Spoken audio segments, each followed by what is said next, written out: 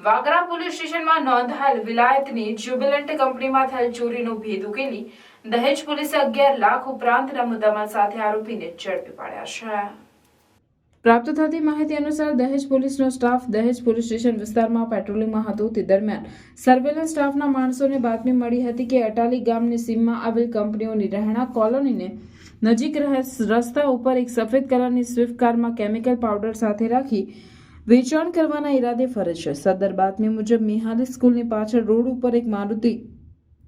Suzuki Swift ગાડી number GJ16 CS 4838 મળી આવેલ હતી, જે ગાડીમાં 4 ઈસમો તથા આશરે 3 કિલો જેટલો કાળા કલરનો પાવડર મળી આવેલ છે। પાવડર બાબતે સદર ઈસમો પાસે પાવડરના આધાર પુરાવા કે બિલ રજૂ કરવા જણાવતા કોઈ બિલ કે આધાર પુરાવા રજૂ કરે નહીં। ત્યારબાદ હાજર ઈસમોમાંથી સતીશ વસાવા તથા વિશાલ વસાવાએ જણાવેલ કે આજથી આશરે 1.5 મહિના પહેલા વાગરા તાલુકાના વિલાયત JRDCમાં આવેલ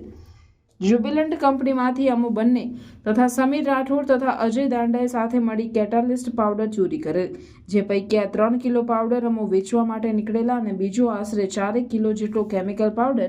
અમોએ અંકલેશ્વર ખાતે વેચાણ આપેલ હોવાની કબૂલાત કરી હતી, જેથી અંકલેશ્વર ખાતેથી વેચાણ આપેલ મુદ્દામાલ સાથે અન્ય 3 ઈસમોને પકડી પાડી આમ બંને જગ્યા ઉપર સદર ઈસમોના કબજામાં મેળવેલ કેમિકલ પાવડર તથા અન્ય મુદ્દામાલ મળી કુલ 11,84,000નો મુદ્દામાલ જપ્ત કરી BNSS અલગ અલગ કલમો મુજબ કાયદેસરની કાર્યવાહી કરી મુદ્દામાલ તથા આરોપીઓને આગળની વધુ કાર્યવાહી માટે વાગરા પોલીસને સોંપવામાં આવેલ છે।